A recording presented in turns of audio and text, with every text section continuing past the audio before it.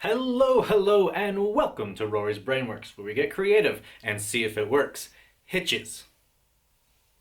No, not two of the movie Hitch. Hitches, the marriage between a knot and a slip. Let's talk about them. Now, I think hitches are very important. Anything from a simple hitch, a moor hitch, to a cow hitch. Today we'll be going over the where, when, and why of using hitches. And I do think that hitches serve a greater purpose within shibari and kenbaku than knots. At least more than knots are given credit within it. People always think that shibari and kenbaku are just chock full of knots. Most of the times it's slips and hitches. And that's not to discredit the work of the square knot or the overhand knot, the double coin knot, or even the heart knot.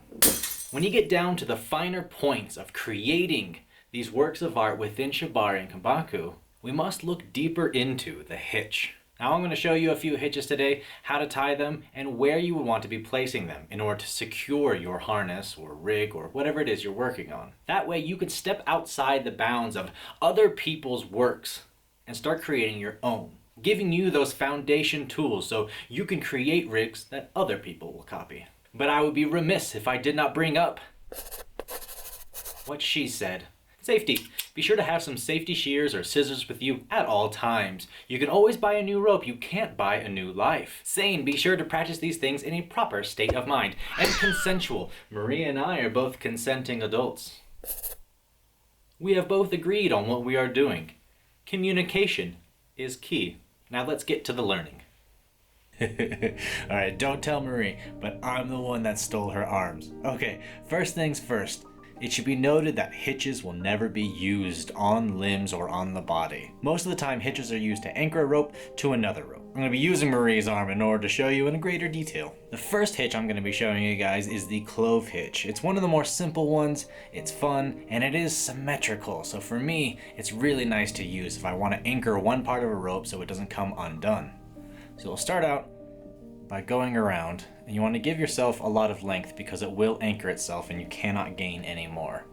So once around, you're going to go over, make another loop, and then you're going to go through the over that you just went through. And that is the simple clove hitch.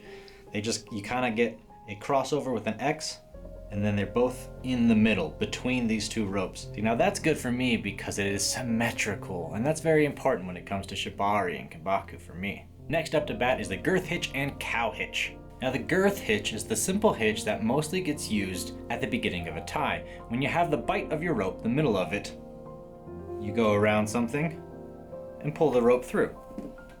Mostly when you go around the torso. And like I said, you go through the bite, pull down, you'll use opposing forces to go around. Now a cow hitch looks similar to a girth hitch, but a girth hitch can only be used in the middle of the rope, whereas the cow hitch can be used at any length of it. Now it'll make more sense when I show you in a little bit the actual application, but right now we'll go around this arm right here, give us a little bit of length, and we're going to go over the rope that we just were. What's important is that we're going to come back around in this way. So we're going to go underneath, wrap around, and back the way we came. That is a simple cow hitch. Once you start to master some of these smaller hitches, you'll find the applications easier to come by. And eventually you'll start doing hitches like, a moor hitch. Though you will likely never really use it, I want to show you the alpine loop as well. I've used it, but it's a little bit more advanced.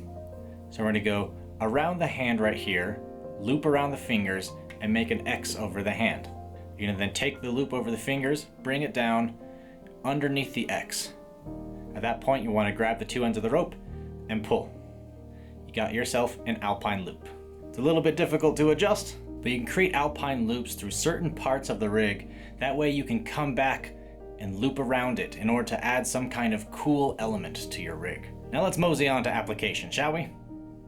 Now a girth hitch is something we have done here many times before. Take the bite, aka the middle of your rope, put the other rope through it, tighten it up, and there you go. That is a girth hitch. Alright, so say I've gone around and I want to do the same thing but down over here. That means I have to bring my rope down. What I'm going to do is called a half hitch, one that I didn't show you on one of Marie's arms. So you want to do the opposite of the direction you want to go. We want to go down, which means we're going to take this rope, we're going to pull it up, create a little loop, bring it down, and then bring our ropes through that loop. Tighten it up, and you can bring it down. Now you have the ability to go down. That is a half hitch. Alright, so I'm using either a single or a double rope, and I'm making designs on the front and the back of the rig. Now, when I'm going up, I want this rope to go all the way up here because I'm going to start doing stuff around the neck. You can just go over and begin doing that, which leaves this looking a little bit ugly, but we can utilize the clove hitch. So what we're going to do is we're going to go over and around. Once over and around, you're going to X over it, and then go around it again. And the line that had X'd over, you're going to go take your rope and go up through that way. Once through, put together, tighten. That is going nowhere. That is a clove hitch. Loosen it up a little bit, clean up the ropes right here, make it look a little bit nice, and we'll do the same thing for the other side. We'll go over and around. Once over and around, we're going to X over and go around again. Once around again, we're going to go through the X we created here and through. Now once through, we got those clove hitches anchored down in there. Now I can begin using this rope for whatever I wanted to up here. So instead of just being on top of these ropes and just kind of looking haphazard and a little out of place, we've now created a small little design that makes it look a little bit more aesthetically pleasing. If we go back around and come down this way, we can do the exact same thing. I'll do that right now. Making clove hitches all day long. Da-ba-da-ba-da, so saith the Rory. If you're not singing to yourself while working on arts and crafts, are you really actually working on arts and crafts? The deep philosophies of Rory 2020. Now look at that. 2 clove hitches going up and down. Doesn't that look much better than just placing it on top? The answer is yes. Now something I have been doing recently are using cow hitches as the kind of clasps between the lacing on a corset. Let me show you how I do them. So what we're going to do is we're going to go over, around, and then on top of the rope we just were. You're going to then line that up with the other one. You're going to bring it down this way, and you're going to do the opposite of what we just did. So now we're going to go under and through the rope we just were. Bring it up a little bit, tighten the hitch, and then that will go around. So essentially, we went over the corset body, we went around, and then we went over the lacing body. Then we went under the corset body, and then through the lacing, which will create a cow hitch. Let's do it to the other side. All right, so we're going to take our lace, go over the body, and then over the lace. Over the body, around, and over the lace. We're going to go down a little bit, and then we're going to do the exact opposite. We're going to go under the body of the corset, and we're going to go around, and we're going to go through the lace. Shore it up, give it some space, make sure we get it all cinched up and aligned with the other ones. And that's one way I've been using the cow hitches recently. See which ways you could use them. Now here is the practical application of the alpine loop. I'm not going to show you how to do it. I've shown you how to do the hitch already, but I want to see if you can replicate what I have done here. So here's the front. And this is the back. This is the bite of my rope, the middle. That is the hint you get. Proceed. I've taught you many things over the courses of these tutorials. Your job is to backwards engineer what I've done. You will then learn how to be a better rigger because of it. I believe in you.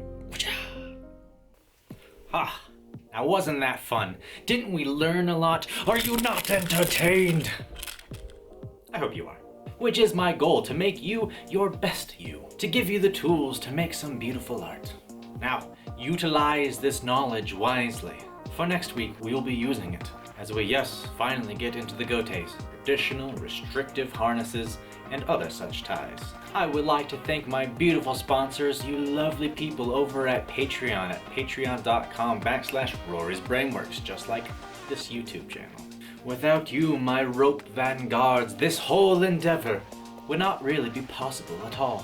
You are the colonizers of dreams. And with that, thank you for sharing your time with me. Be sure to like this video, subscribe to this madness, and comment down below what kind of shibari kambaku ties you would like me to teach you. As always, I'm Rory, this is my brain, I'm fairly certain it works. Be safe and go create some art.